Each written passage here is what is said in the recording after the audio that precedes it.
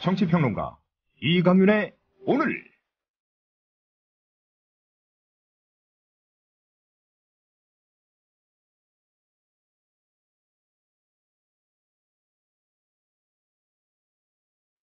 안녕하십니까, 이강윤입니다.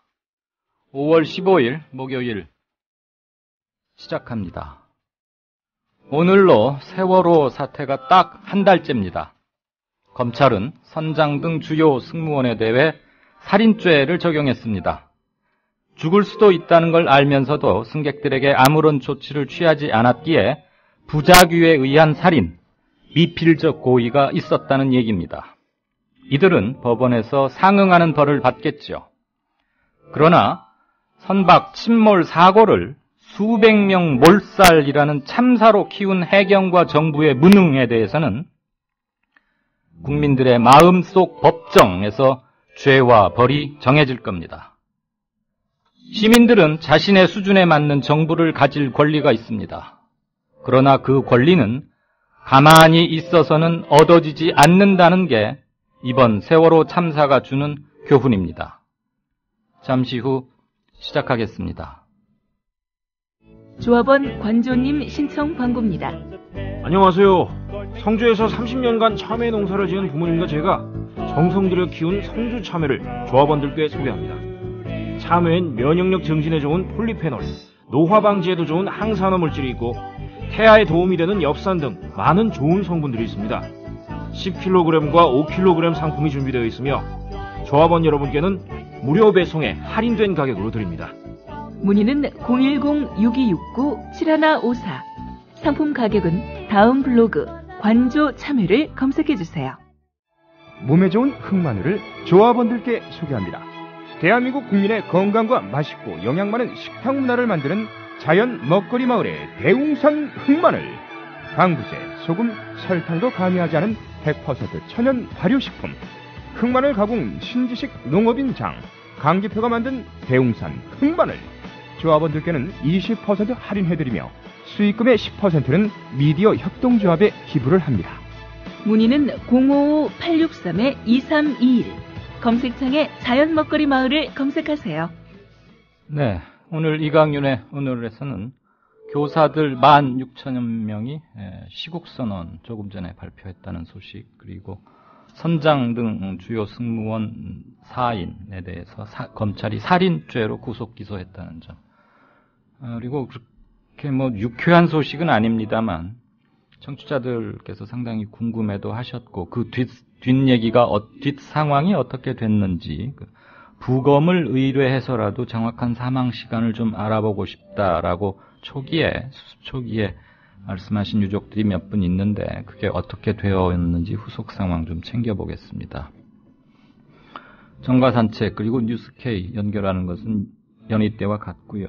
오늘 진짜 인터뷰 코너에서는 연이어지고 있는 시국선언의 기폭제가 된 그저께 교사 43인의 시국선언을 이끈 조용식 선생님을 연결해서 이모저모 들어보겠습니다.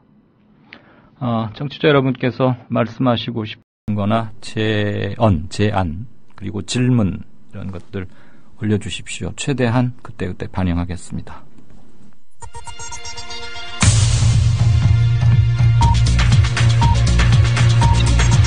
국민TV 뉴스 기자 안은필의 논쟁으로 본 뉴스. 국민라디오 안은필 기자 어서 오십시오. 네, 안녕하세요. 시국선언이 이어지고 있는데 오늘은 무려 전국의 교사 15,800 몇 분, 그러니까 16,000명 거의 다 되는 거죠. 네. 교사 시국선언을 발표했어요. 문안도 상당히 톤이 강하던데 그것 좀 정리해 주십시오. 예, 전국 교직원 노동조합은 오늘 전국의 교사 15,853명이 참여한 세월호 참극 해결을 촉구하는 교사선언을 발표했습니다. 이들은 선언문에서 대통령은 자신의 책무 불이행을 뼈저리게 고백하고 합당한 책임을 져야 한다면서 철저한 진상규명과 뼈를 깎는 책임규명을 통해서 국민 신뢰를 회복해야 한다고 밝혔습니다. 이어서 국민의 생명을 지킬 의지도 능력도 없는 대통령은 더 이상 존재할 이유가 없다고 말했습니다. 네, 국민의 생명을 지킬 의지도 능력도 없는 대통령은 존재할 이유가 없다. 알겠습니다. 16,000명이면 굉장히 규모가 큰 거죠. 네, 그렇습니다. 오늘 검경합동수사본부가 세월호 선원들 기소했습니다. 모두 15명인데 이 중 선장 등 4명에게는 살인 혐의를 적용했어요. 예. 합동수사본부는 오늘 선원 15명을 전원 구속 기소했는데요. 이 가운데 선장과 1등 항해사, 2등 항해사, 기관장까지 총 4명에게는 부작위에 의한 살인 혐의를 적용했습니다. 또 살인미수, 순환구호법 위반 등의 혐의도 함께 적용을 했습니다. 나머지 선원 11명에게는 유기치사, 유기치상, 순환구호법 위반 등의 혐의를 적용해서 구속 기소했습니다. 네, 부작위에 의한 살인. 이거 몇 차례 말씀을 드린 적은 있지만 오늘 정식으로 구속 기소가 됐으니까 일반적인 살인 혐의와 어떻게 좀 다른지, 법적으로 무슨 의미를 갖는지 간단히 정리 좀 해볼까요? 예, 살인 혐의는 자기와 부작위 두 가지로 나뉘는데요. 자기에 의한 살인은 흉기로 사람을 찌른다든지 하는 그런 고의성이 뚜렷한 것을 말하고요. 부작위는 직접적으로 해를 가한 것은 아니지만 사람이 숨질 수 있다는 사실을 알면서도 행동에 옮기지 않은 경우를 뜻합니다. 미필적 고의에 의한 살인이라고 생각하시면 이해가 쉬우실 것 같습니다. 어쨌든 설명이 좀 길었는데요. 하지만 자기든 부작위이든 법의 적용은 동일합니다.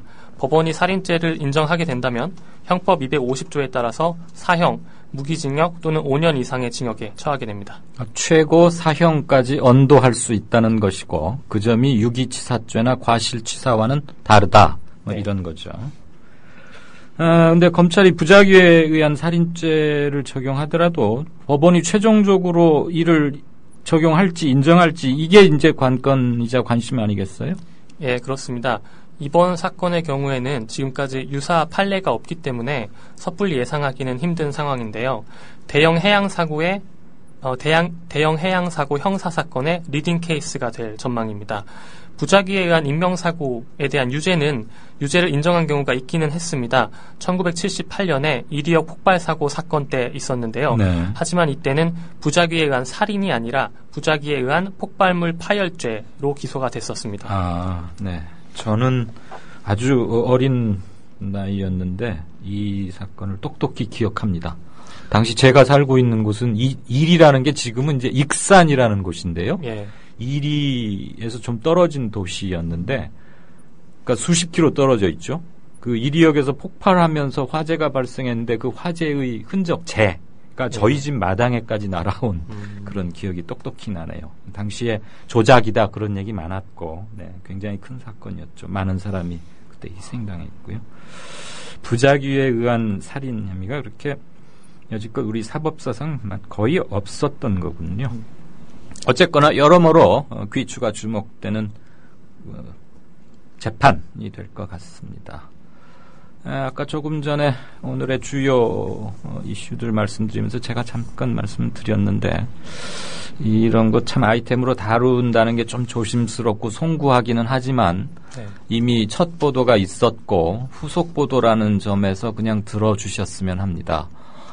제발 이 코너 지금 전하려는 것은 유가족들 그리고 단원고 관계자들께서는 안 들어주셨으면 하는 마음이 솔직히 앞섭니다. 그렇지만 청취자 게시판에서도 한두 번 질문해 오셨고 보도를 해야 한다는 게 이런 점에서 참 항상 고민과 갈등을 하게 됩니다. 유가족들 중에 몇 분께서 수습된 자기 자식 또는 가족을 보니까 너무나 깨끗하고 마치 잠들어 있는 것 같다. 그래서 이 희생자가 정확히 언제쯤까지 살아 있었는지를 알고 싶다. 부모로서 충분히 그러실 수 있다고 봅니다. 그래서 부검을 의뢰해서라도 구조 과정에서 무엇이 잘못됐고 이런 걸 낱낱이 밝혀보고 싶다. 이렇게 울분을 토로하셨던 몇 분이 계셨는데 실제 부검의 의뢰가 들어갔는지 이런 것을 좀 알아봤죠? 예, 그렇습니다. 네. 지난달 19일에 프랑스의 국영방송인 프랑스 3이 세월호에 인양된 시신 3구를 모자이크 없이 방송에 내보내는 일이 있었습니다. 이 방송 이후에 유가족들의 요청으로 정부 당국은 시신 부검 안내문을 게시를 하고 부검 절차를 알려왔는데요. 해경중앙구조본부 등에 확인한 결과 현재까지 시신 부검 신청이 들어와서 부검이 진행된 일은 없는 것으로 밝혀졌습니다. 네. 구조본부 관계자는 시신 부검을 요청하는 절차는 마련이 돼 있지만 실제로 진행이 되고 있는 부검은 없다고 말했는데요. 물론 현장에는 국과수의 법의관과 법의학 교수 등이 투입이 되어 있는 상황입니다. 하지만 이분들은 시신 검안과 DNA 검체 채취 등 신원 확인을 위한 일들만 하고 있는 실정입니다. 네, 그러니까 검시와 신원 확인 작업을 위해서 국과수 인원이 가 있는 거고, 네. 공식적으로 국과수에게 부검을 의뢰한 경우는 아직 없었다 이 말이죠. 네, 그렇습니다. 네, 부검 알겠습니다. 더 이상 이 건에 대해서는 길게 하지 않겠습니다. 아무튼 다시 한번 희생된 분들에게 명복과 영면을 빌고요. 아직 미처 수습 인양되지 못한 그분들 빨리 가족의 품으로 돌아올 수 있기를 다시 바랍니다. 한 달째 되니까 여러 가지 소회가 저절로 들 수밖에 없군요. 진도 수색 상황 좀 볼까요? 좀 많이. 네, 현재 사망자는 284명, 실종자는 20명입니다. 구조팀이 어제 5구의 시신을 인양한 것에 이어서요. 네. 오늘도 3구의 시신을 추가로 수습했습니다. 구조팀은 기존의 2인 1조의 방식으로 수색을 진행해 왔는데요. 앞으로는 3인 1조 방식의 구조 방법도 시행할 계획입니다. 잠수사 1명이 뒤에서 보조를 하고 앞에 2명이 장애물을 치우는 방식인데요. 대책본부는 3층 주방에 있을 것으로 추정이 되고 있는 일반인, 조리원 2명을 찾기 위해서 이 같은 방법을 동원하기로 했습니다. 네. 또 남은 실종자 중 상당수가 4층 선미와 선수 쪽에 있을 것으로 보고 수색을 진행 중입니다. 네, 방송 들어오기 직전에 다시 한번 뉴스를 검색했더니 3인 1조를 일단 시행은 했고요. 네. 그리고 조리원 2명이라는 게 어제 저희가 전해드렸던 그 선원들, 기관실 직원들 탈출 과정에서 부상한 저기를 방치하고 갔다는 아마 네, 맞습니다. 참 천인공노할 얘기네요. 세월호가 사고 사실을 해경이 아닌 국정원에 가장 먼저 보고하도록 돼 있었다. 그 얘기는 뭡니까? 예, 세월호의 해양 사고 보고 개통도가 공개가 됐습니다. 개통도를 보면 세월호는 사고 발생 시에 국정원 인천지부와 제주지부 그리고 해운조합에 가장 먼저 보고하게 되어 있습니다. 해경과 인천지방해양항만청, 해수부는 그 다음 순이었습니다. 실제로도 김한식 청해진 해운 사장은 지난달 16일 오전 9시 10분쯤에 국정원에 문자로 사고 사실을 보고했습니다. 청해진 해운 관계자는 이에 대해서 해경에 따로 연락하지 않은 것은 제주 VTS와 진도 VTS가 사고를 먼저 인지하고 있었다고 생각했기 때문이다. 다만 해당 부서가 사고로 정신이 없을 것 같아서 국정원 보고가 누락됐을까 싶어 보고를 한 것이다 라고 말했습니다. 아무리 경황이 없었다지만 그럴수록 사고에 대처하는 데 집착함이 필요한 건데 이건 보니까 서로 지금 미루어 짐작하고 추측하고 미루어버리고 자기 할 일을 하지 않고 전혀 소통이 되지 않았던 것이고 국정원에 가장 먼저 한다는 것은 글쎄요, 우선은 구조군안기관에 제일 먼저 알려야 하는 게 이치와 상식에 맞는 게 아닌가 싶은데 그런데 더 이해할 수 없는 건 말이죠.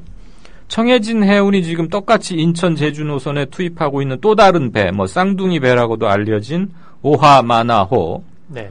이 배는 또 국정원에 보고해야 된다는 그런 규정이 없다면서요? 예, 맞습니다. 오하마나호의 운항관리 규정에는 해운조합, 청해진 해운 제주본점, 그리고 인천 VTS와 해군 2함대 상황실 이런 곳들에 먼저 보고하도록 되어 있습니다. 군항구호와 직접 관련된 조직에 우선 보고하도록 되어 있는 건데요. 이 규정은 지난 2월 7일에 작성이 됐고요. 세월호의 운항관리 규정은 지난해 2월 25일에 작성이 됐습니다. 1년의 시간차는 있지만요. 두 규정 모두 청해진 해운이 작성한 내용이고 이렇게 차이가 나는 것에 대해서 의문점이 들고 있는 상황입니다. 청해진 해운 관계자는 두 배의 규정이 왜 다른지는 모르겠지만 해경이 심의를 했고 문제가 없다고 해서 매뉴얼로 사용한 것이다 라고 말했습니다. 그래도 선뜻 이해가 잘 가질 않습니다. 저는 똑같이 그럼 적용해야 하는 것이지 네. 이게 시차가 있다고 해서 어디에 첫 보고를 해야 한다라는 게 다르다는 것은 정말 이해하기 힘든 게 한두 가지가 아니군요. 아무튼 관료들의 무능이나 복지부동뿐만이 아니고 케이스 바이 케이스로 무원칙하게 적용되는 이런 것들도 다 함께 총정비를 해야 할 것 같고요.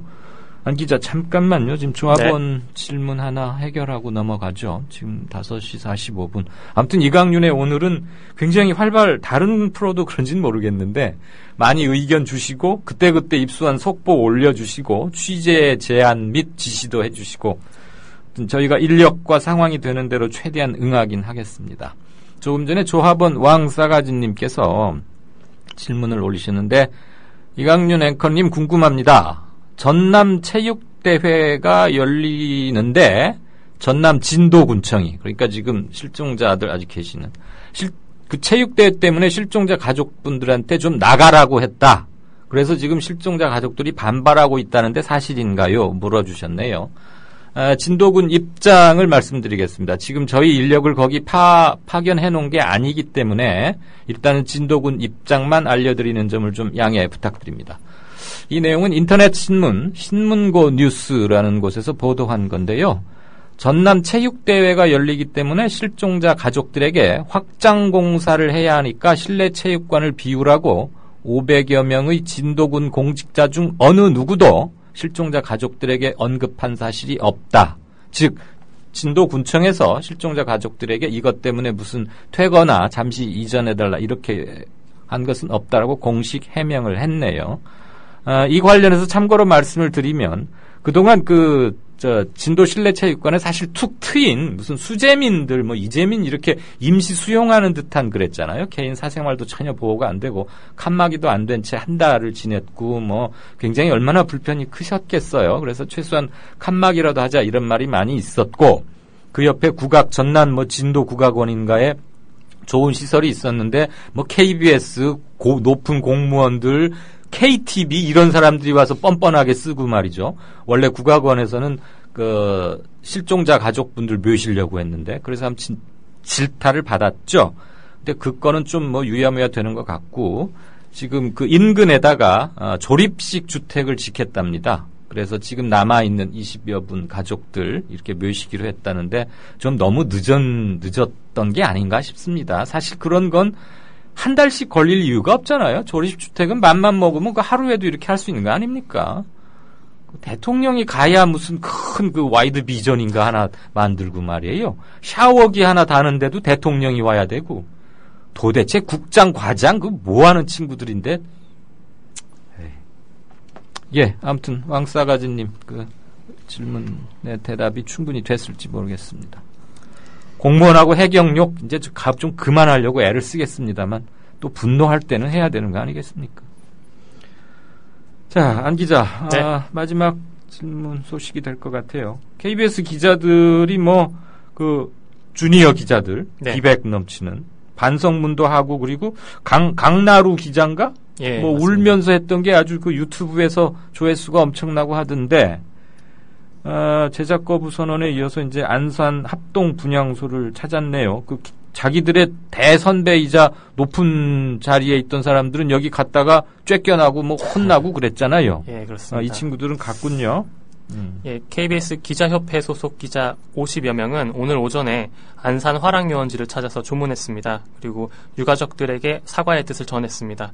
조일수 KBS 기자협회장은 앞으로의 보도를 어떻게 하는지가 중요하다고 생각한다라고 말하면서 여기 기자들이 다 있으니까 유가족분들께서 주시고 싶은 말씀을 달라라고 말을 했고요.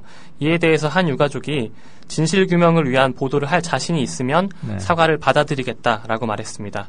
조 회장은 다시 답변을 했는데요. 제대로 된 보도를 보여드릴 때까지는 사과를 받아주셨다고 생각하지 않겠습니다. 흔들릴 때마다 오늘 이 자리를 떠올리며 중심을 잡고 나가겠습니다. 라고 말했습니다.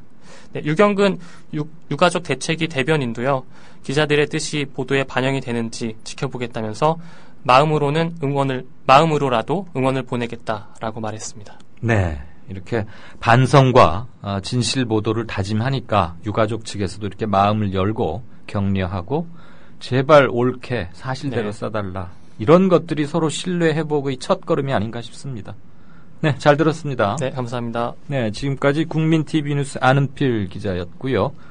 조금 전에 진도군청 퇴거건에 관련해서 정말 우리는 쌍방향 소통에 신속하고 웬만한 기자들 정보 보고보다 훨씬 빠릅니다. 저는 한 국내외에 수백 분의 그 특파원과 함께 만드는 뉴스 코너가 아닌가 싶은데 진주사랑님께서 5시 48분에 하나 또 올려주셨네요.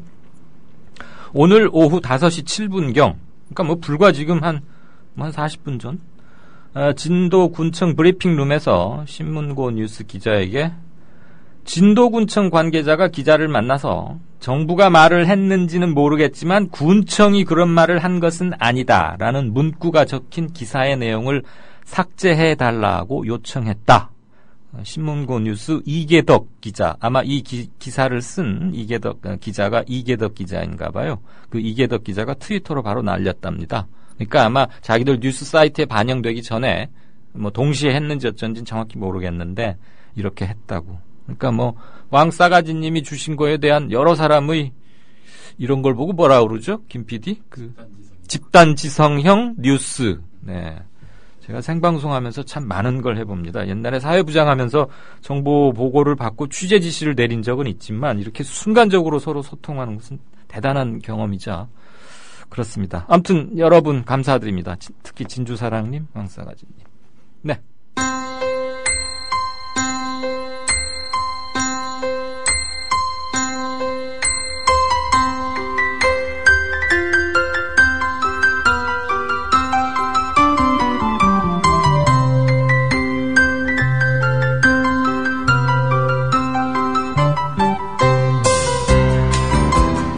라디오 이강윤의 오늘 날씨 이야기입니다. 오늘 진도 해역은 구름이 많이 낀 가운데 바람과 파도는 모두 잠잠한 편입니다. 내일 진도 해역은 종일 맑은 가운데 바람은 초속 5에서 9m로 불겠고 파도도 최고 1m로 일겠습니다. 그러나 오늘부터 대조기가 시작되면서 유속이 빨라지고 있습니다. 오늘은 최고 초속 2.6m, 내일은 최고 초속 2.8m로 점점 더 빨라지겠습니다. 그 밖에 대부분 지방은 대체로 맑은 가운데 남부지방 기온이 많이 올라 초여름 날씨를 보이고 있습니다. 서울은 낮 최고 기온이 24도로 어제보다 3도가량 낮았지만 대구는 낮 최고 기온이 27도로 어제보다 4도가량 더 높았습니다. 오늘도 전국의 자외선 지수 높음 단계로 장시간 외출은 삼가시는 것이 좋겠습니다. 한편 강원 동해안에는 건조주의보가 내려져 있습니다. 특히 강원 산간에는 바람도 강하게 불어 화재 예방에 더욱 유의하셔야겠습니다. 내일 아침 기온은 오늘보다 1도에서 4도가량 낮겠습니다. 반면 낮 기온은 오늘보다 1도에서 3도가량 높아져 더워지겠습니다. 일교차가 크게 벌어지는 만큼 건강관리 잘 하시기 바랍니다. 지금까지 변현주였습니다.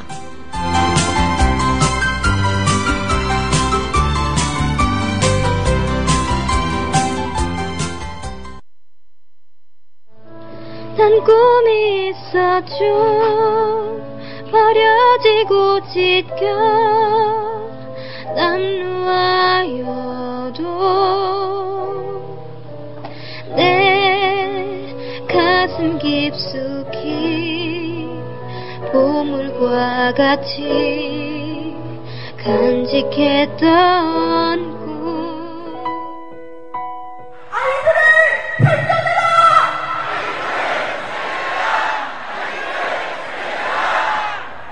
잊지 않을게!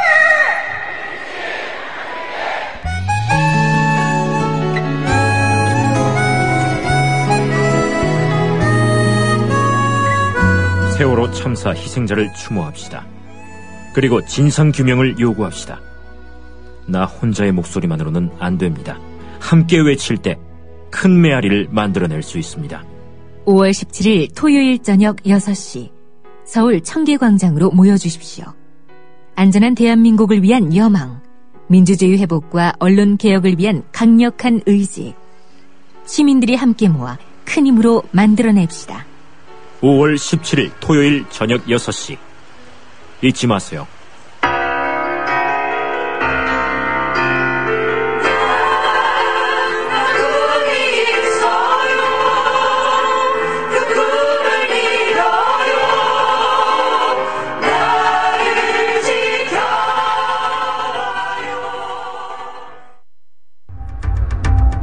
시청자 여러분 안녕하십니까. 미디어 협동조합 국민TV가 만우절인 4월 1일 오늘 거짓말처럼 30명도 채 안 되는 취재 제작 인력으로 거짓말처럼 매일 1시간짜리 생방송 뉴스를 만드는 TV방송을 시작합니다.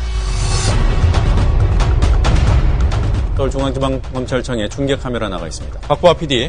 국민TV 뉴스 유지연입니다. 국민TV 뉴스 김희주입니다. 국민TV 뉴스 김진입니다. 국민TV의 첫 TV 프로그램은 밤 9시 당신의 진실한 메신저 뉴스K가 있습니다. 뉴스K 국민이 세운 미디어 협동조합이 만듭니다. 네, 5시 55분 이제 56분 막 들어가겠네요. 미리 보는 뉴스K 황준호 팀장 나와 있습니까? 예, 안녕하십니까? 안녕하세요. 예. 오늘은 톱뉴스 뭘로 가요? 예, 오늘은 역시 다시 한번 해경 영상 분석을 할까 생각 중입니다. 네. 어제 그 해경의 헬기가 당시에 3대가 떴었는데 2대 영상만 공개하고 1대를 공개하지 않았다는 사실을 저희가 처음으로 보도했습니다. 예. 제주 해경에서 보낸 헬기에서도 영상이 있는데 그거를 공개하지 않았다라는 걸 보도해드렸고 또 그 해경 경비정 1, 2, 3정이라는 경비정에도 CCTV가 달려 있었다. 예, 처음 출동한 그 배 말이죠. 해경 1, 2, 3. 예. 그 두 가지가 어제 저희가 처음으로 보도해드린 내용인데요. 네. 그래서 아직까지 그걸 공개하고 있지는 않습니다. 그래서 저희가 지금 계속 그거에 대해서 취재하고 있고 문의하고 있고 왜 안 내놓냐 뭐 추궁도 좀 하고 있고 그런 상태인데 오늘은 어쨌든 그동안에 나왔던 또 해경 영상에서 어떤 문제점이 있었나를 또 짚어볼 예정이고 그런데 오늘 김석균 해양경찰청장이 어제는 분명히 목포 해경에 있는 직원이 실명으로 그 1, 2, 3정에 CCTV가 있었고 작동했다라는 말을 국민지휘관한테 확인을 해줬습니다. 그런데 오늘 해양경찰청장이 진도군청에서 브리핑을 하면서는 거기에 CCTV가 없었다라는 말을 했거든요. 그래요? 예. 그래서 이거는 그 실무자, 목포해경에 어제 저희한테 확인해줬던 실무자가 오히려 좀 더 잘 알고 있을 텐데 어쨌든 뭐 양쪽에 말이 다르니까 누군가 하나는 거짓말을 하고 있고 좀 시간이 걸려서 확인을 해봐야 되겠지만 지금 그런 문제 지금 엇갈리고 있다. 해경의 얘기가. 참고로 한 말씀 드려도 돼요? 예. 제가 오전에 뭐 다른 방송에 뭐 잠깐 나가서 얘기를 했는데 그때 들으니까 그 해경에 함이 됐건 정이 됐건 지금 탑승 인원 규모에 따라서 함정이 나뉘지 않습니까? 중국 어선들과의 거의 무력 전쟁에 가까운 진압 이런 걸 하기 때문에 체증을 위해서 항상 동영상 장비가 의무적으로 설치돼 있다고 저는 그렇게 들었는데요. 예, 그래서 어제 그 목포 해양경찰서의 담당자도 분명히 있다라고 했는데 김석균 해양청장 오늘 공개적인 브리핑 자리에서 없다라고 했습니다. 그러면 진술이 정면으로 배치되니까 이것도 결국 팩트를 가려야 되는 문제가 되네요. 예, 그래야 될 것 같습니다. 알겠습니다. 예, 그리고 오늘은 뉴스 보도에도 이미 많이 나왔지만 스승의 날이라서 11시에 그 유가족들이 이번에 돌아가신 선생님들한테 카네존을 올리는 그런 일도 있었고요. 또 전교조에서는 16,000명에 가까운 선생님들이 실명으로 지금 교사 선언하고 있다. 이런 것들이 있어서 이런 선생님들의 움직임 이런 것들에 대해서 저희가 짚어볼 예정이고 또 그 청와대에다가 그 글을 올려가지고 지금 징계 공문이 내려온 선생님들이지 않습니까? 예, 44명. 그분 중에 하나 그걸 주도했던 그 글을 올리는 걸 주도했던 분의 인터뷰를 저희가 이번에 담아서 보내드릴 예정입니다. 이강윤의 오늘에서도 이따 진짜 인터뷰에서 모실 겁니다. 그렇습니까? 그리고 오늘 세계 패스트푸드 노동자의 날입니다. 네. 15일인데 왜 15일이라고 했냐면 미국에서 패스트푸드 노동자 일당을 15달러로 해야 된다. 우리 돈으로 약 15,000원 조금 넘는 돈이죠. 그런 주장을 하면서 15일을 세계 패스트푸드 노동자의 날로 정해서 세계 30여 개국의 노동자들이 오늘 공동 행동을 했는데요. 저희 우리나라 패스트푸드 노동자들도 맥도날드 신천점에서 이거를 오늘 오전 10시에 간략한 집회를 했습니다. 그래서 어떤 실패가 있는지, 무엇이 문제인지 이런 걸 짚어보는 리포트를 준비해놨습니다. 알겠습니다. 관심의 범위가 점점 넓어지고 놓치기 쉬운 것을 이렇게 해주셔서 참 좋다 그런 생각이 들고 잘 알았습니다. 일단 3시간 뒤에 뉴스를 보죠. 예, 저기 들으시는데 조금 아마 황 팀장 휴대전화 방향을 탔는지 음질이 조금 고르지 못하셨을 것 같아요. 좀 너그럽게 양해를 좀 부탁합니다. 여보, 국민TV 조합비 이제 낼 때가 됐다고 하는구만요. 오, 그래요. 그 국민TV도 개국하고, 그 뉴스K도 하던지. 달달이 11,000원 내는 거 맞죠? 11,000원만 내지 말고 좀 더 혀. 이 새싹이 돋아날 때는 물을 충분히 줘야 하는겨. 아이, 근데 인터넷으로 하려니까 보통 어려워서 뭔. 공정 언론을 꿈꾸는 미디어 협동조합 조합원이 해야 할 일. 조합비 납입입니다. 매달 고정 납입 어려우신가요? 월요일부터 금요일까지 아침 9시부터 저녁 6시까지 서울 전화 3144-0933 3144-7737로 전화하세요. 사무국 요원들이 친절하게 안내해드리겠습니다. 서울 전화 3144-0933 또는 3144-7737 여기는 진짜 언론, 미디어 협동조합입니다.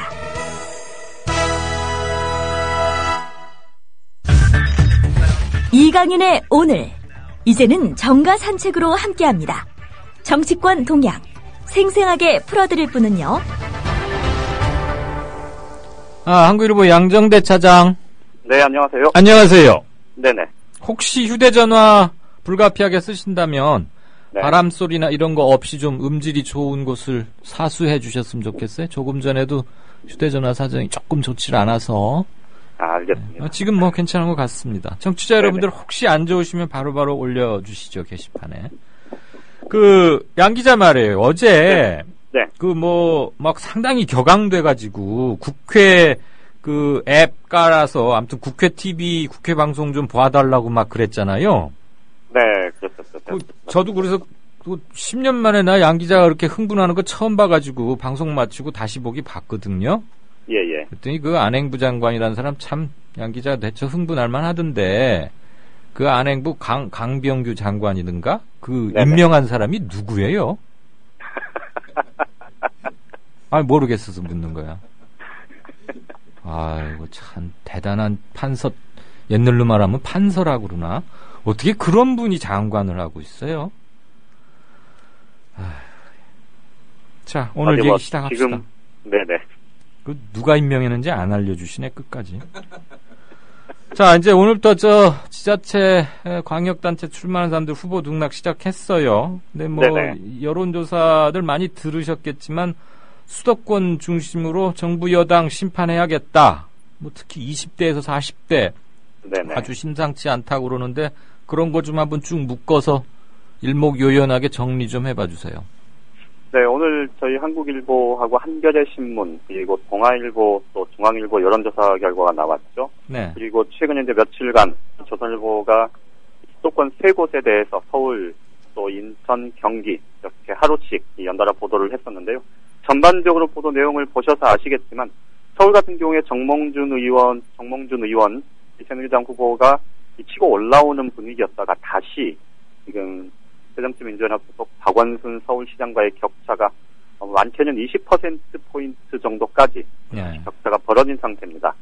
인천 같은 경우는 여론조사 결과마다 조금씩 차이가 있긴 한데 대체로 지금 유정복 전 안전행정부 장관, 지금 새누리당 후보의 지지율 상승세가 꺾인 모습은 분명해 보이고요. 네. 그리고 경기 같은 경우는 지금 남경필 새누리당 후보가 굉장히 많이 앞서는 여론조사 결과가 많았는데 이 세월호 참사 이후에 최근 여론조사 결과를 보면 그 격차가 야당 후보인 김진표 의원과의 격차가 상당히 지금 좁혀져 가고 있는 그런 추세를 보이고 있습니다. 오차범위 이내랍니까?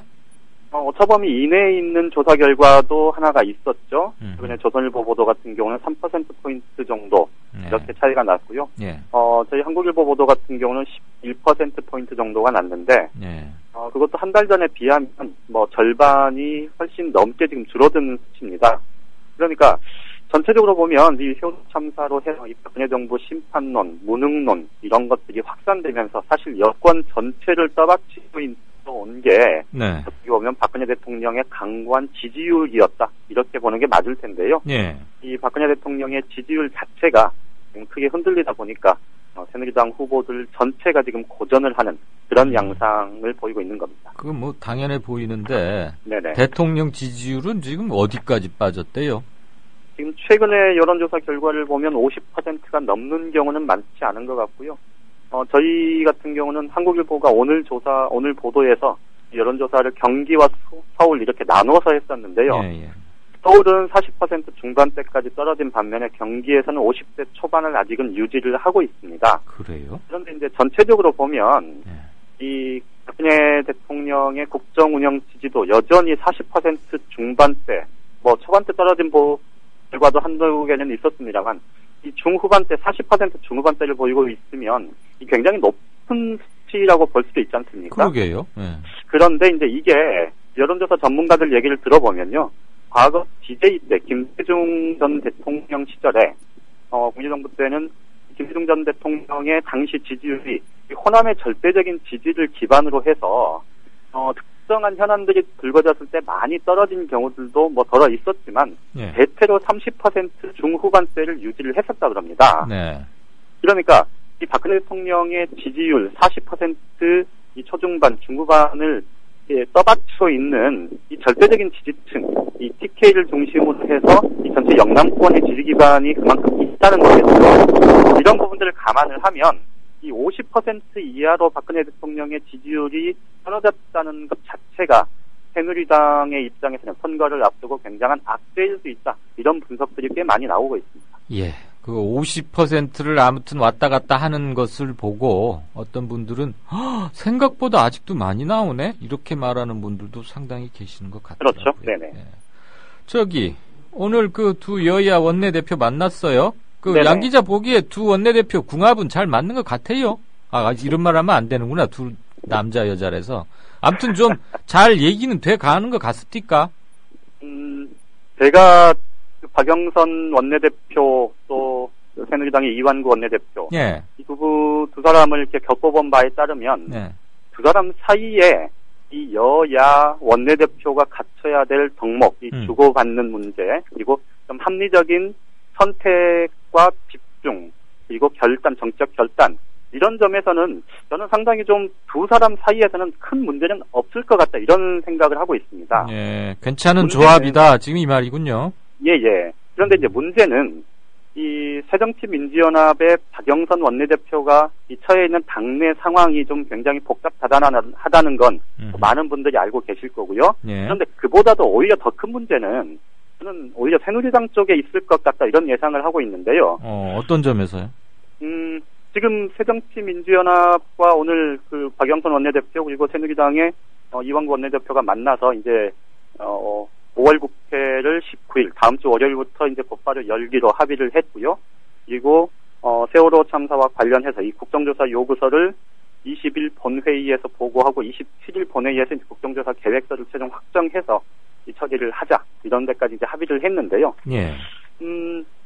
이제 구체적인 국정조사의 대상과 시기 이런 것들을 두고 논의를 하는 과정은 여야 원내 수석 부대표의 몫이기 때문에 김재원 새누리당 원내 수석 대표의 이 뭐랄까요, 그 전략적인 마인드 이런 것들에 새정치민주연합의 김영록 원내대표가 이제 얼만큼 대응을 하느냐, 이게 이제 관건일 수 있을 텐데요. 그 문제는 이제 차치하고 제가 말씀드렸던 새누리당 내부의 문제를 조금 짚어드리려고 하는데요.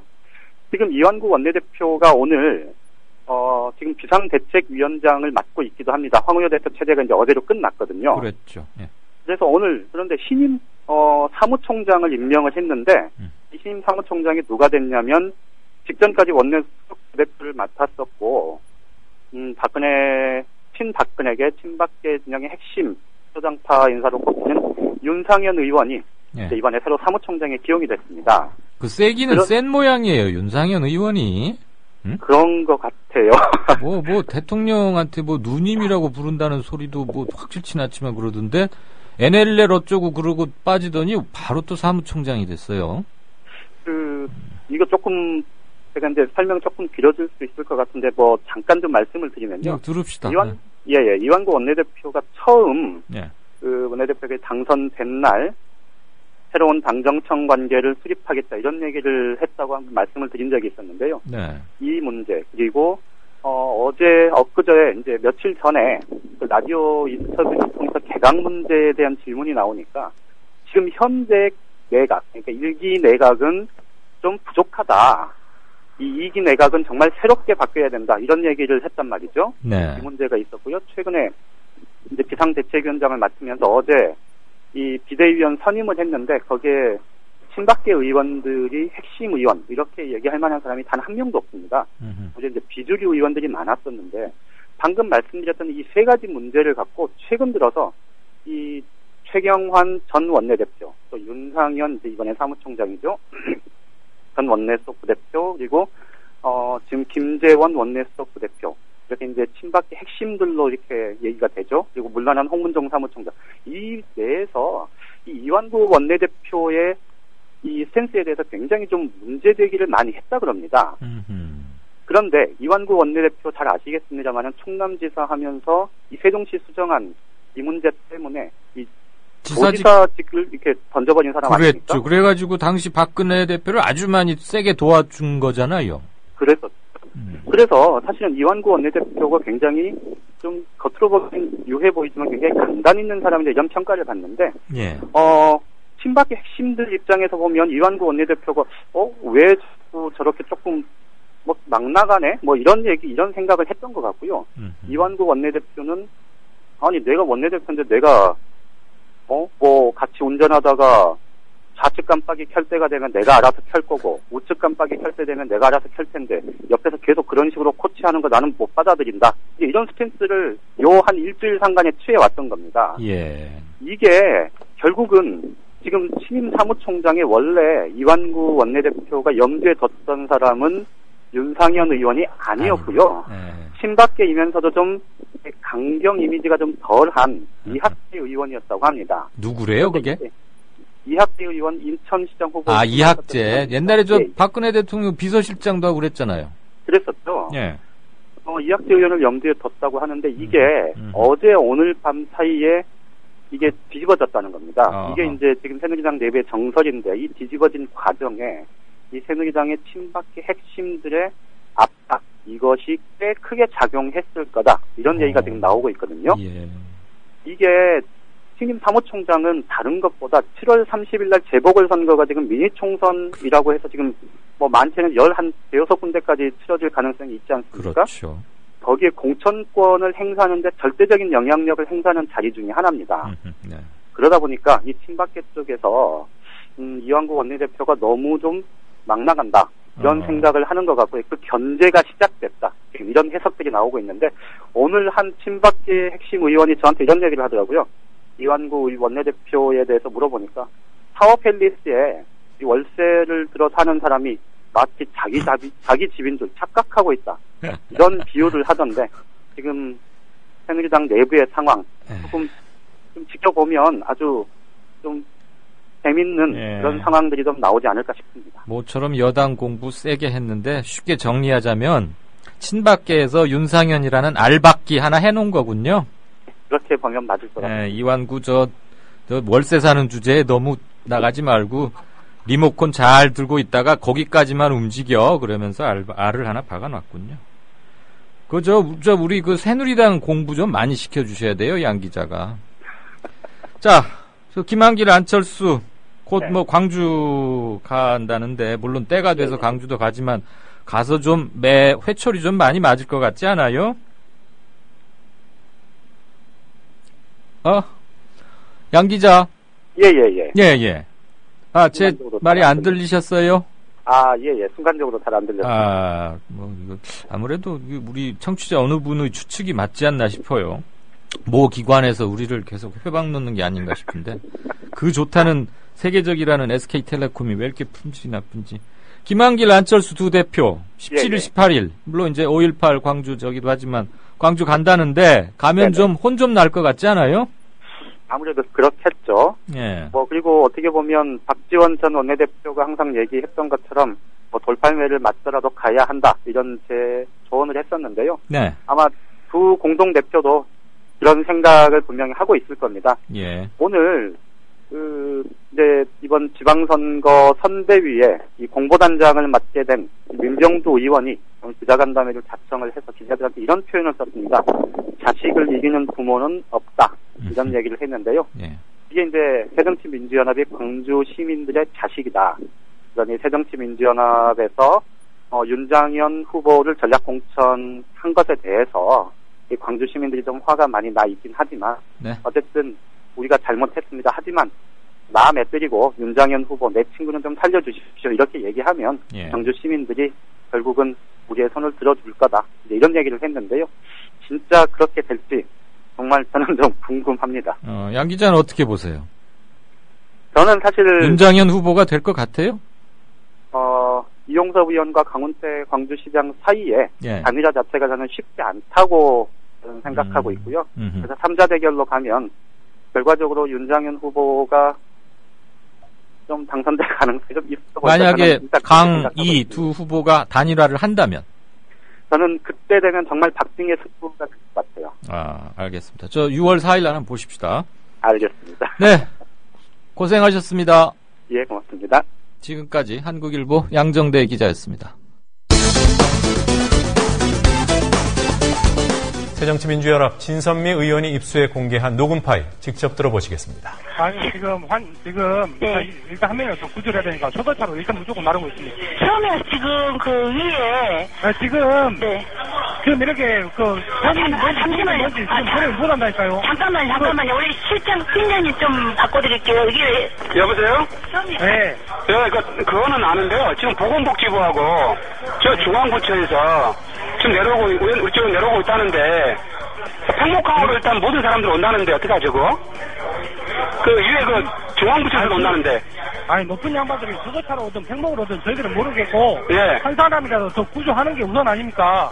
그거는 그런다 치고요. 119 상황실이 팽목항으로 구조자를 옮기라고 요구하자 해경 측은 처음에는 높으신 분이 팽목으로 오는지는 모르겠고 우린 한 사람이라도 구조하는 게 우선 아닙니까? 라고 했지만 결국 119 상황실 요구에 따랐습니다.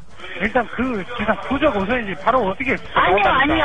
지금 해경에서는 그렇게 말씀하시지만 팽목항으로 다 직결하고 있는데 그게 중요하지 않다라고 말씀하시면 안 되죠. 소방방재청 119 상황실이 해경의 구조자 이송 장소를 현장에서 가까운 섬이 아니라 고위 공직자들이 모이는 팽목항으로 바꾸라고 한 녹취록이 공개된 것도 바로 이 국회 상임위였습니다. 보고 받으셨습니까? 그 의원님 말씀하신 거는 지금 내용을 처음 봤습니다. 그 통화 내용에 대해서 한 달이 돼가는데 이거를 처음 보십니까? 각자 저마다 중앙부처마다 본인들이 무슨 일을 하고 있고 어떻게 진행되는지 다 체크하셨어야죠. 그렇게 하시겠다고 얘기하셨잖아요. 10시 34분부터 11시까지 25분 이상 소방재청과 보건복지부 중앙부처 간부들이 팽목항에 있으니 그 구조한 사람들을 팽목항으로 데려오라고 그 황금 같은 시간에 25분 이상을 해경을 괴롭히고 있습니다. 청와대에 11시에 보고된 사항에도 인명 피해 없다고 보고됐습니다. 그런데 119도 알고 있었고 해경도 알고 있었습니다. 10시 7분에 침몰했다고 하고 있고 10시 37분에 400명이나 구조되지 못하고 있다고 본인들끼리 얘기하고 있는데 이게 왜 청와대에도 보고되지 않고. 비박은 물론 친박조차 새누리당 의원들도 덮어줄 여지가 없었다고 판단했던 모양. 먼저 비박 이재호 의원.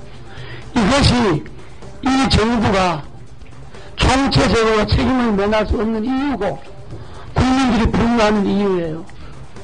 공무원들이 저는 눈치 보잖아요. 이게 눈치정부죠. 눈치정부. 다음 친박 서청원 의원. 새정치연합 김현 의원 추궁 중에 살릴 수 있는 애들을 국가가 죽였습니다. 동의하십니까?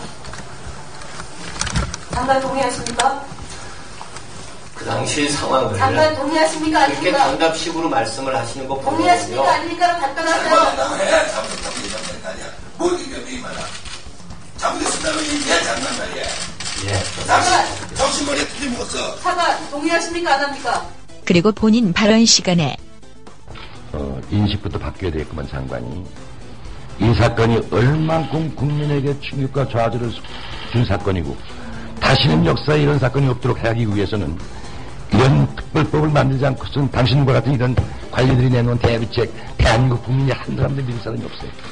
당신의 그런 인식을 바뀌지 않는 한 대한민국 이 사건은 계속해서 존재하는 것을 알고 오전에 우리가 다 같이 지켜보면서 장관 답변 들어봤는데 장관은 내가 개인적으로 생각할 때 사태 수습할 수 있는 능력과 사고가 아무것도 없어. 장관 오늘 당장 사표 내죠. 이상입니다.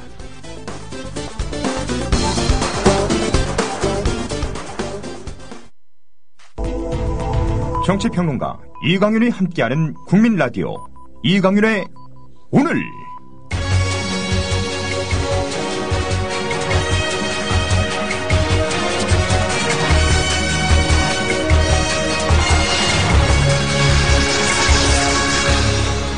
이강윤의 예리한 시각. 이제는 뉴스의 행과 간을 짚어냅니다. 네, 저와 함께 뉴스나 컬럼 함께 생각해보는 시간이죠. 6시 21분 막 들어갔는데 잠깐 게시판 한두 개 좀 보고 들어가겠습니다. 재미교포들 NYT에 광고 냈던 것 가지고 워싱턴 한인회에서 또 그러니까 보수 쪽 교민들이죠. 교민사회 분열을 조장한다 그러면서 그 광고를 낸 교민들의 뒤에는 종북 세력이 있는 것 같다 이렇게 해가지고 결국은 다시 진영 논리로 치환시키고 이런 소식이 들려오던데 오늘 광화문 왕싸가 굉장히 이분 참여도가 아주 높으신 분이군요. 사진 2장을 올리셨는데 엄마 아이들이 끝까지 애타게 불렀을 이름 엄마, 이제 우리가 답할 때이다. 이런 1인 시위를 하는 엄마의 모습과 박근혜 대통령을 비판한 미시 USA, 그러니까 재미교포들 자주 사랑방처럼 많이 모인다는 그 사이트, 허위 사실 유포하지 마라. 그러면서 교육과 학교를 위한 학부모 연합이란 단체에서 대표로 나온 어느 엄마의 1인 시위 모습, 그러니까 굉장히 대조된 엄마의 사진을 올려주셨네요. 고맙습니다.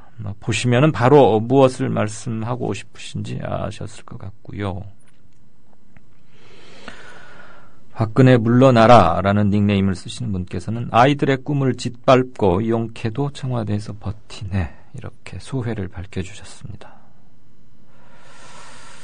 제가 어디 글 쓰거나 하는데 굉장히 조심해야 되겠군요.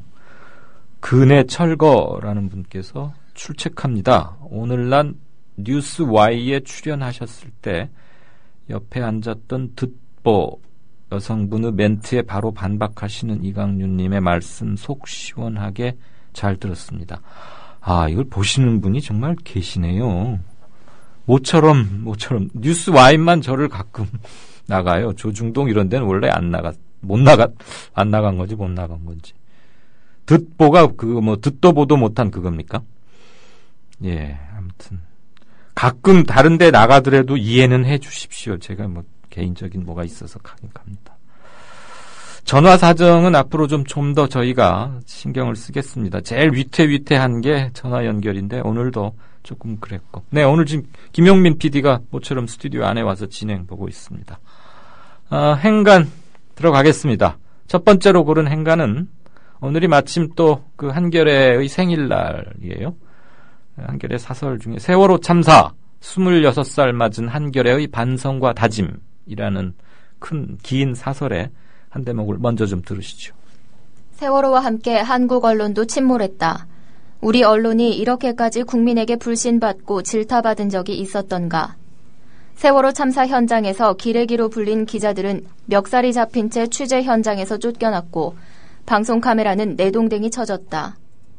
언론사 간 속보 경쟁 속에 오보와 자극적인 보도를 남발했고 정부의 책임을 추궁하는 기사는 애써 외면했다. 한겨레라고 이런 비판에서 완전히 자유롭다고는 할 수 없다. 하지만 세월호 참사를 겪으면서 한겨레에 대한 국민의 신뢰가 예전 같지 않음을 절감한다. 한겨레가 다른 신문과 뭐가 다르냐고 질책하는 독자들도 적지 않다.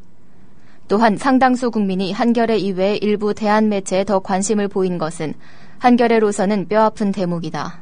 네, 항상 신문사 논설 주간이나 논설위원들이 제일 신경 쓰이는 날이 자기 생일날 쓰는 사설이거든요. 그게 정체성과 또 높은 사람 눈치도 살피고 그래야 할 거 아니에요? 대부분의 상업 언론들은 높은 사람 눈치를 살펴요. 실은 독자와 국민의 눈높이와 눈치와 기색을 살펴야 하는데, 근데 제가 오늘 이제는 현역 기자에서는 약간 물러나 있지만, 그래도 언론 활동을 하고 있는 저로서는 오늘 한겨레 사설을 유심히 봤는데, 이걸 보면서 역시 한겨레다. 그리고 과연 한겨레다. 그리고 이래서 한겨레다라는 생각을 다시 한번 했습니다. 물론 지금 한겨레의 논조나 강도, 비판 수위 이런 거에 대해서 불만 가지시는 분들도 꽤 있다는 거 충분히 압니다. 그런데 한겨레가 아직도 건강하다는 이유를 반성과 성찰에 게을르지 않는다. 그 점에서 저는 찾고 싶었고요. 그 점이 한겨레의 최대 강점이라는 것을 아직까지는 재확인할 수 있었습니다. 26살이면 사람으로 치면 이제 성년에 접어들어서 아주 왕성할 때 그렇지 않겠습니까? 그리고 이제 조금 원숙해지려는 폼도 좀 잡긴 잡겠지만, 그러면 한겨레가 태동했던 그리고 출생했던 배경을 되돌아보고 다시 초심으로 돌아가려는 마음.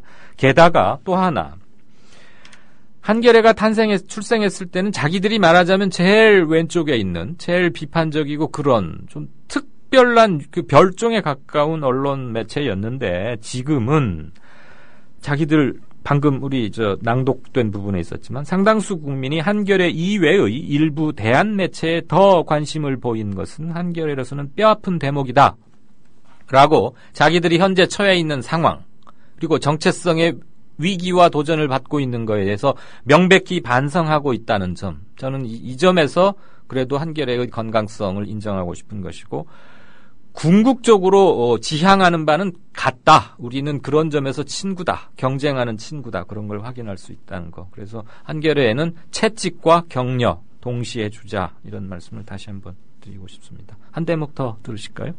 국민과 독자 속으로 들어가 그들과 따스한 온기를 나누며 공감하는 언론이 되고자 한다. 그동안 한겨레는 권력과 자본에 대한 날카로운 비판 등 사회 정의를 바로 세우기 위해 많은 노력을 해왔다. 하지만 차가운 머리만 너무 앞서고 뜨거운 가슴은 부족하지 않았는지 반성한다. 이번 세월호 참사를 보도하면서도 진정으로 피해자들과 아픔을 같이 하면서 그들이 절실히 원하는 것이 무엇인지를 먼저 헤아린 뒤 보도했는지 자문해본다. 디지털 시대로 급변하는 언론 환경도 한겨레 앞에 놓인 무거운 숙제다. 이번 세월호 참사에서 대부분의 독자는 인터넷이나 모바일 등을 통해 사고 소식을 보면서 함께 슬퍼하고 분노했다. 세월호 참사는 신문의 시대가 가고 디지털의 시대가 눈앞에 왔음을 분명하게 보여줬다. 네, 26살 생일을 맞은 한겨레의 향후 다짐 부분인데요. 딱 두 가지만 말씀드리겠습니다. 일단은 가슴으로 공감하는 게 얼마나 중요한지를 세월호 사건 한 달이 보여주고 있다. 그리고 그 공감은 능력이 아니라 본능에 가까운 우리가 공동체인 이유의 첫 번째 항목이 아닐까 하는 점을 다시 한번 강조했죠. 공감, 대단히 중요하다고 생각합니다.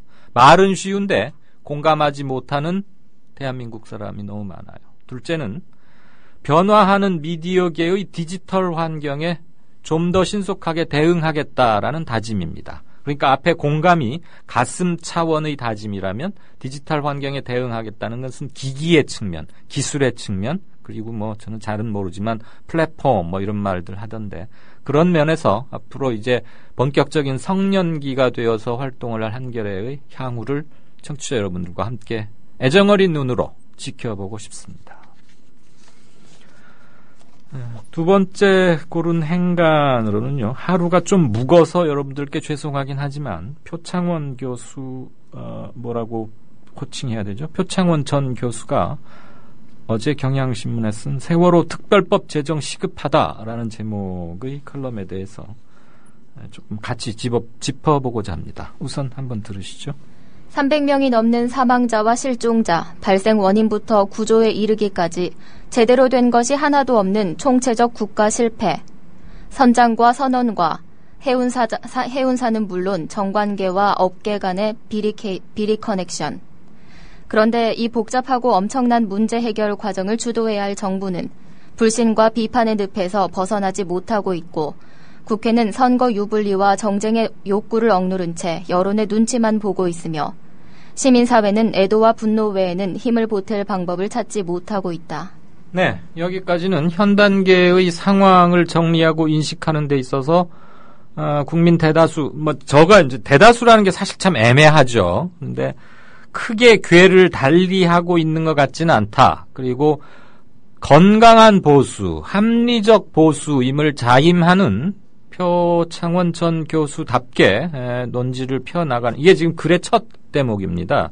그래서 앞으로 어떤 얘기를 할 것인지를 미리 암시를 했는데 제가 그래서 일부러 그 부분을 낭독하자고 했고요. 여기까지는 우리가 큰 인식의 차이를 느낄 수 없다는 점, 진단은 정확하게 하고 있다라는 말씀을 일단 드립니다.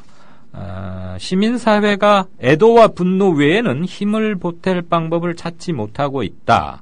이게 지금 어제 현재 어제자로 쓰여진 거고 지필은 그제께쯤 했다고 치자면 보기에 따라서는 저는 시민사회는 굉장히 적극적인, 그러니까 유가족들의 정서를 고려해서 조심스러우면서도 분노가 개별적 분노에 그치지 않도록 추모라는 느슨한 연대의 틀 속에서 상당히 움직이고 있다. 저는 그렇게 보는데 표 교수는 조금 관점은 다른지 모르지만 아무튼 그런 점은 있고요. 한 대목을 더 한번 들어보시죠.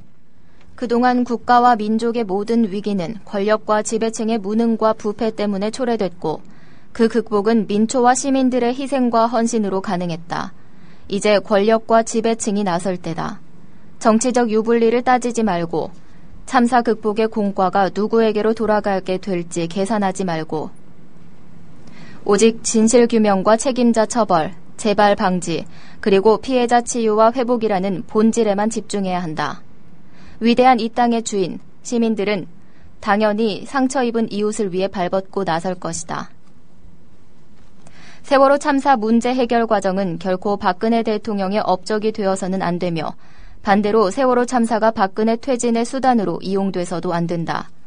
만약 지금처럼 수백 명이 참담하게 손상당한 이 역사적 비극 앞에서 박근혜 대통령을 지키겠다거나 혹은 몰아내겠다는 목적과 의도를 가지고 말이나 행동을 하는 자가 있다면 공감 능력이 결여된 반사회성 인격 장애자라는 지탄을 받아 마땅하다.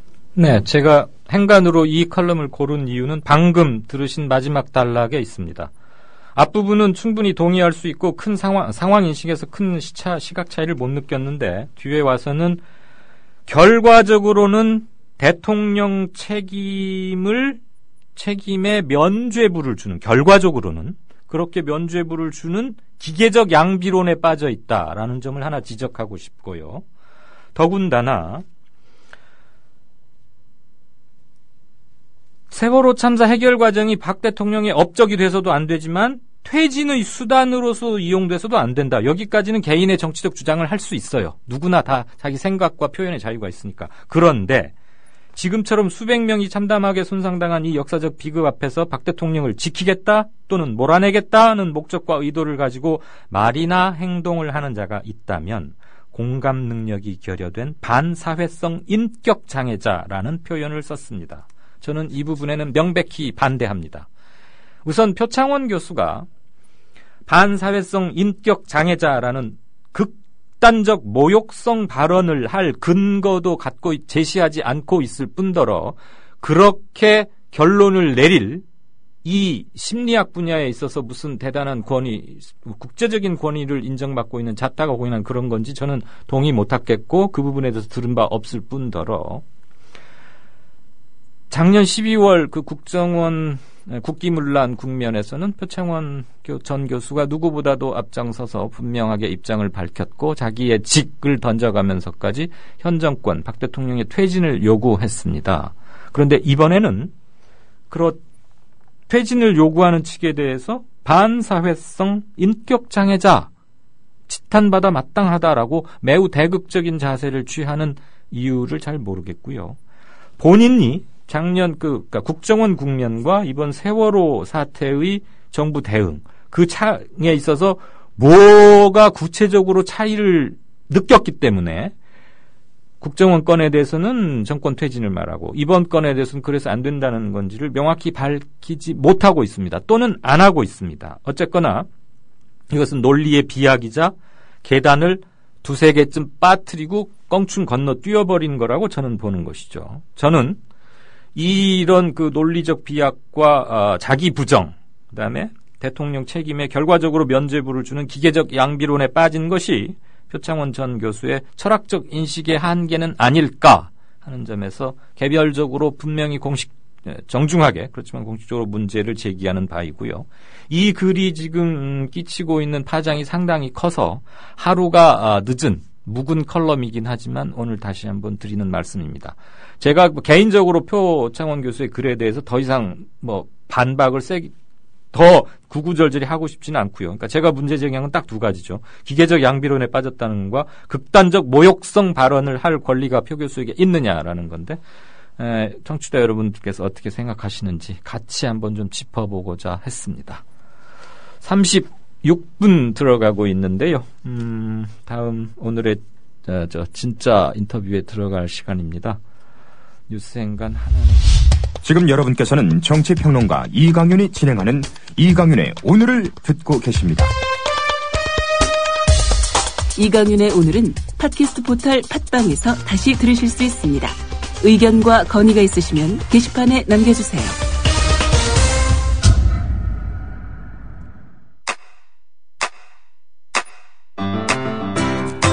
국민라디오 지지하는 4가지 방법 아시나요?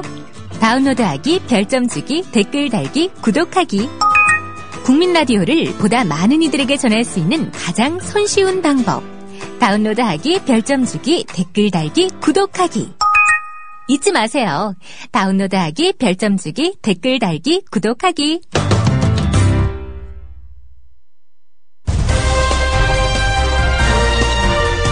이강윤의 오늘 진짜 인터뷰로 함께합니다.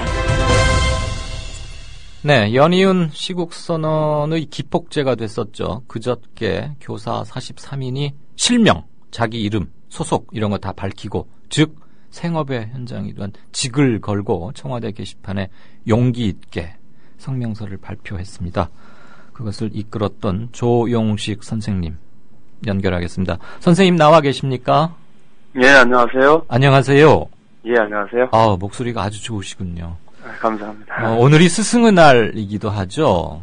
예. 단원고 그 참사 때문에 스승의 날을 축하드리거나 축하받을 그런 마음들이 모두가 못 돼서 여러 곳에서 이런 행사 취소하고 했다는 것 잘 알고 있습니다. 그래도 강단에 서시고 선생님 아이들을 진짜로 사랑하신 게 느껴지니까 일단은 스승의 날 축하 말씀은 올리겠습니다. 네, 감사합니다. 네. 예. 우선 현 정권 퇴진해야 한다 이렇게 글을 올리게 된 청와대 홈페이지에 그 취지 좀 여쭙겠습니다. 예, 이제 사고가 난 지 한 달 됐는데요. 처음에는 굉장히 죄책감이 들었습니다. 그러니까 이 아이들을 그렇게 희생하게 했다는 어떤 어른으로서의 죄책감이 들었고, 그다음에 이제 제가 교사로서 당사자가 될 수도 있었다는 생각이 들었습니다. 그러니까 그 아이들과 함께 수학여행을 갈 수도 있었던 거고, 그런 측면에서 막상 죽어가는 아이들을 어떻게 구하지 못하는 이런 무력감도 굉장히 많이 들었고요. 사고 초기에는 굉장히 좀 자숙하는 마음에다 착잡한 마음에 좀 학생들이 빨리 좀 구조가 됐으면 좋겠다 이런 마음을 쭉 지켜봤는데, 시간이 지나면서 한 명도 구조가 안 되고, 그다음에 언론에는 계속 이런 좀 자극적인 보도만 나오고, 그다음에 정부 관계자들의 어떤 실책 이런 것만 보도가 되고, 이러면서 이게 점차 좀 분노가 생기더라고요. 과연 이런 국가를 믿고 이런 재난 어떤 방지 시스템을 믿고 생활할 수 있겠나 이런 생각이 들고, 그러는 과정에서 이런 책임이 과연 어디 있는가. 비록 학생들 앞에 이 교사로서 죄인이기도 하고 그렇긴 하지만 과연 그렇게 자책만 해서 되겠는가 이런 생각이 많이 들었습니다. 그러는 과정에서 이게 해경이니 그다음에 안행부니 교육부니 하는 이런 행태들을 보니까 어떤 한 분야라든가 한 부문에 누군가에게 책임을 묻는 것은 곤란하겠다 이런 생각이 들었고 전반적으로 이런 국가 운영 시스템이다 이게 전반적으로 문제가 있는 거 아니냐 이런 생각이 들었고요. 그렇다 보면 그 총책임자인 대통령이 책임을 져야 되는 거 아닌가. 퇴진하라고 한다고 해서 과연 퇴진을 하겠냐마는 네. 적어도 교사들이 이 문제에 관해서는 국가 정책 전체를 바꾸는 권력을 바꿔서라도 책임을 져야 된다는 어떤 인식에 도달해서 이런 글을 올리게 됐습니다. 그러셨군요. 그 43분이 참여하셨죠? 네네. 한 분을 제외하고는 지금 모두 현직 교사 선생님들이시고요. 전부 다 전교조 소속 교사분들이세요? 제가 몇 분은 알고 지내는 분도 있는데요. 네. 그 나머지 분들은 이제 제가 잘 모르는 분이 더 많고요. 아하. 예, 이게 이제 선언 자체가 무슨 이렇게 조직적으로 되는 것이 아니다 보니까 일단은 그렇고 다만 이제 주변에 이제 선언 이후에 모임이나 연락을 통해서 보니까 어쨌든 학교에서 나름대로 고민하면서 학교 생활을 해왔던 분들이 아닌가 그런 생각이 들고요. 자세한 거는 개인적으로 잘 모릅니다. 제가 너무 천박한 질문을 드렸죠. 아닙니다. 이런 이렇게 자기 희생을 각오하고서도 눈앞에 뻔히 불이익을 당할 걸 아시면서도 이렇게 용기 있게 하신 분들은 아마 다 전교조 분들이 아닐까 이런 천박한 관심에서 여쭤봤는데 그러면 지금 43분 이번에 서명하신 분들이 다 서로 이리저리 알고 뭐 각종 오프라인 모임에서 만나고 쭉 이렇게 교분을 해오신 그런 게 아닙니까? 그러면 잠깐만요. 어떻게 해서 뜻을 합치고 그럼 이렇게 하자 문화는 이렇게 만들고 의견을 나누고 그렇게 되셨던 거예요? 제가 이제 그 SNS 상에서 이런 그 선 내용을 담아가지고 예를 들면 청와대 홈페이지에 우리가 책임 있게 한번 이런 그 글을 올리자. 그래서 국민 여론을 환기하고 좀 더 이 사고가 좀 제대로 해결될 수 있게 해보자라는 취지의 글을 읽고 제가 글을 읽어보니까 충분히 동의가 돼서 저는 동의한다라고 이제 그 SNS상에서 의견을 피력을 했고 그런 분들이 이렇게 모여가지고 글을 올리게 된 거죠. 그러니까 뭐 특별한 조직적인 뭐 연락이나 이런 걸 받은 건 없고 그러니까 그 SNS 상에서 뭐 친구라든가 이런 과정을 했기 때문에 물론 뭐 평소에 그 만나본 분도 있고 온라인상에서 알고 지내는 분도 있지만 43분을 다 알 수는 없는 거죠. 그러니까 이번에 서명에 참여하신 43분이 뭐월 뭐일 몇 시에 어느 음식점에서 한 번이라도 다 모여가지고 확인하고 그런 게 아니라 온라인으로 사발통문을 돌려서 동의한다 하신 분들은 기꺼이 자기 이름 공개하고 이렇게 하셨다 이거군요. 그렇게 해서 모였고요. 이제 그 선언하고 나서 뭐 여러 가지 대응이 나와가지고 한번 모여야 되는 거 아니냐 뭐 이런 얘기들을 나누고 있습니다. 아직도 모이신 적은 없고요. 그렇습니다. 그 조 선생님을 비롯해서 아시는 형편이나 상황을 아시는 대로 좀 한번 답변해 주세요. 청와대 게시판에 그 글 그렇게 공개하고 나서 뭐 교장이나 뭐 교육청의 높은 사람 뭐 이런 사람들 뭐 좀 눈치 주거나 해코지하거나 불이익을 받거나 뭐 이런 거는 없어요? 아직까지는 크게 없는데요. 저도 없고요.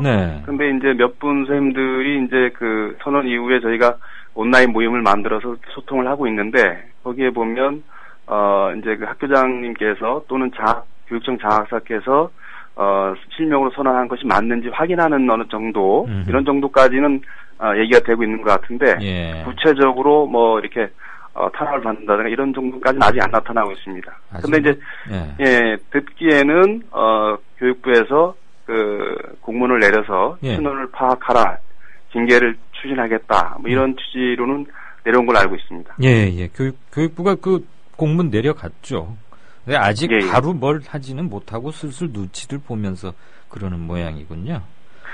그럴 수도 있을 겁니다. 눈치가 아무래도 보일 거고 여러 가지 것들을 고려하겠죠. 그런데 그리고 지금 많은 분들이 그 기폭제가 되었던 시국선언 내셨기 때문에 또 저도 그날 뉴스를 진행하면서 이 프로를 진행하면서 바로 느꼈는데 제가 그 첫 소식을 전했더니 바로 온라인에서 어떤 반응이 오냐면 이분들 무슨 해코지나 희생을 당할지 모르겠는데 이분들 지키는 모임을 만들어야겠다라고 거의 그냥 보도가 전해지자마자 알려지자마자 그런 모임이 탁 생기는 걸 보고서 와 정말 많이 바뀌었구나. 그리고 이 온라인을 기반으로 한 소통이라는 게 정말 무서워졌구나. 이걸 다시 한번 느꼈는데 뭐 지금 인터뷰 중이긴 하지만 저희 애청자 한 분의 말씀을 짧게 전하겠습니다.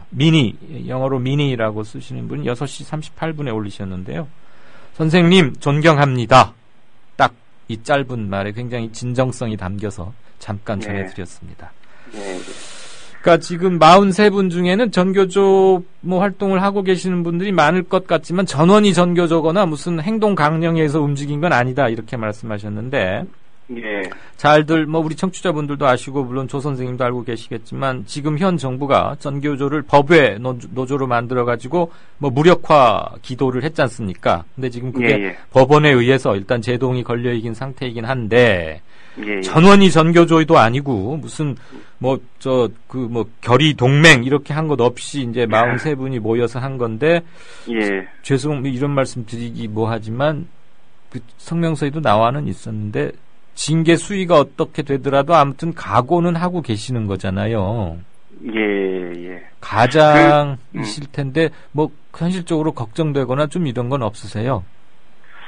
징계를 뭐 한다면 사실 그 각 개인 교사가 피할 수 있는 방법은 저는 없다고 보는데 각오했다기보다는 이제 청와대 그 홈페이지에 보면 자유 게시판에 국민 누구나 자유롭게 의견을 이제 말하는 것이다 이렇게 돼 있습니다. 그래서 그 의견이라고 하는 게 예를 들면 뭐 대통령에 대한 비판이라든가 대통령에 대한 퇴진 의견을 말했다고 해서 이거는 제한되거나 그다음에 징계를 받거나 이렇다고 보지는 않고 어떤 자유 게시판 청와대 자유 게시판이라고 하는 공간이 말 그대로 대통령이 또 청와대가 국민과 소통하기 위해서 만들었다고 보면 이러이러한 문제로 국민이 불만을 갖고 있고 이 사건이 제게 해결이 안 되니까 대통령이 퇴진했으면 좋겠다라는 일종의 민원을 저 넣었다고 생각하거든요.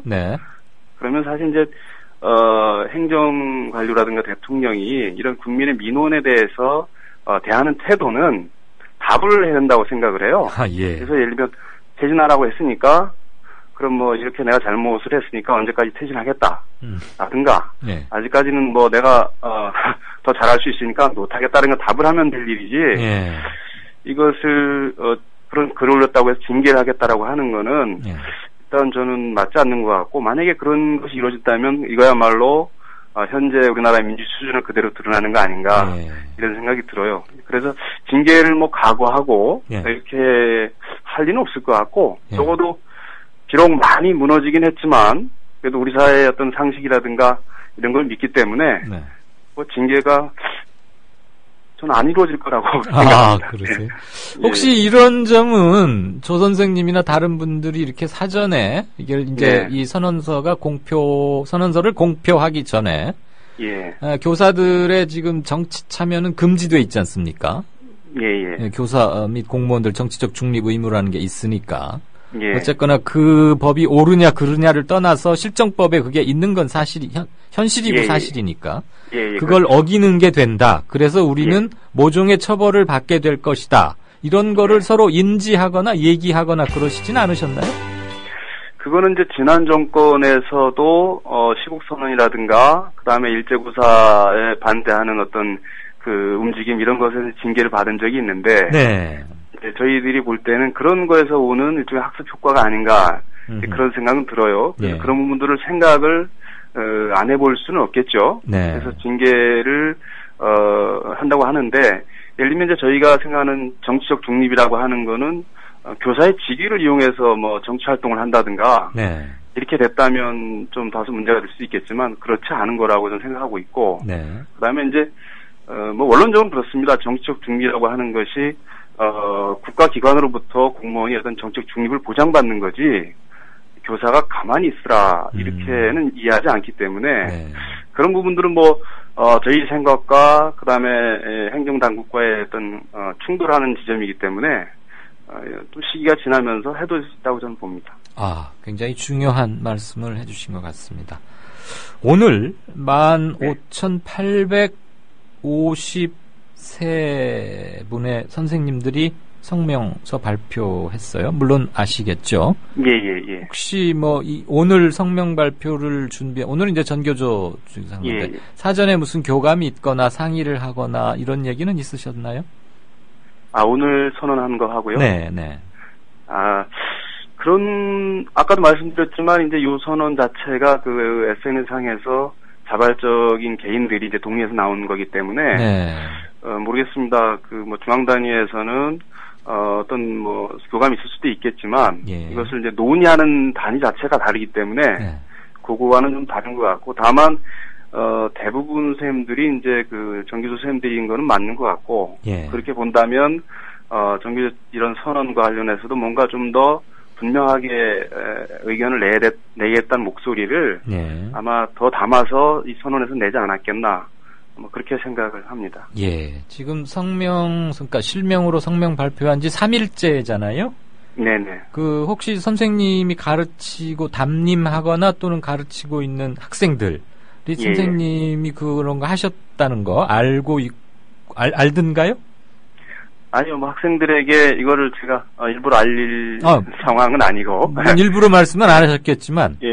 그 다음에 이제 어제 오늘 됐기 때문에 아이들이 이제 뉴스를 접할 시간도 좀 적고요. 제한돼 있고. 우리 현실이 그렇지 않습니까? 이제 제가 고등학교에 있다 보니까 밤 10시까지 학교에서 이제 자율학습을 이러다 보니까 아직까지 아이들이 이렇게 폭넓게 알고 있는 것 같지는 않습니다.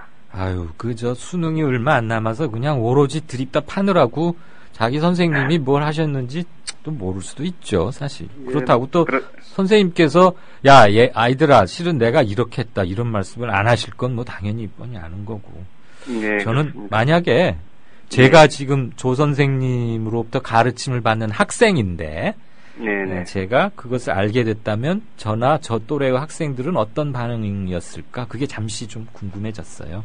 그거와 관련해서 그러면 이제 저희가 그런 추모하는 것 때문에 노란 리본을 폐용하고 이제 교실 수업에 들어갔을 때 많은 학생들이 이미 이제 언론을 통해서 알고 있고 그다음에 공감하기 때문에 이제 너도 나도 그 리본을 좀 달라 이런 학생들이 많이 있었어요.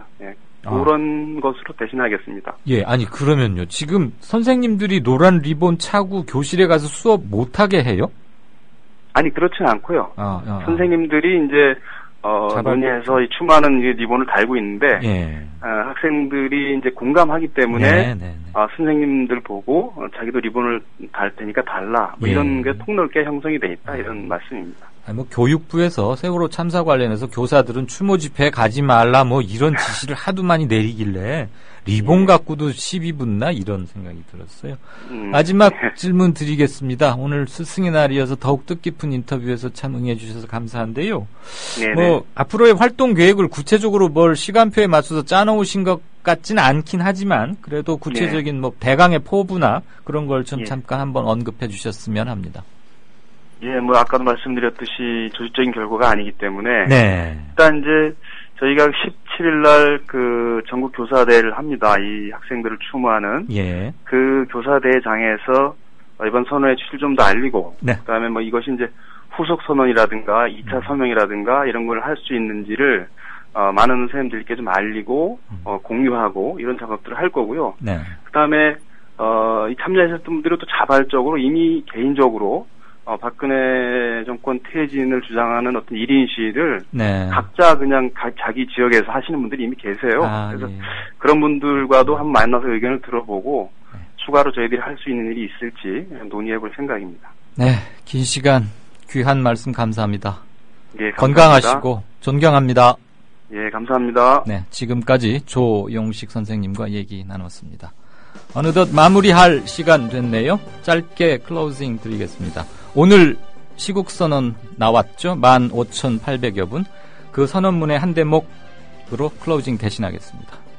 국민은 대통령에게 불가능한 것을 가능하게 만드는 신의 능력을 요구하는 게 아니다. 어쩔 수 없는 한계 상황에서도 최선을 다하려는 모습. 실종자 가족들의 까맣게 타들어가는 가슴을 조금이라도 헤아리려는 마음을 국민들은 간절히 바란다. 강압과 통제로 합리적 의심을 봉쇄하는 것으로 국민의 분노를 억누를 수 없다. 대통령은 무한 권력자가 아니라 무한 책임자다. 국민의 생명을 지킬 의지도 능력도 없는 대통령은 더 이상 존재할 이유가 없다.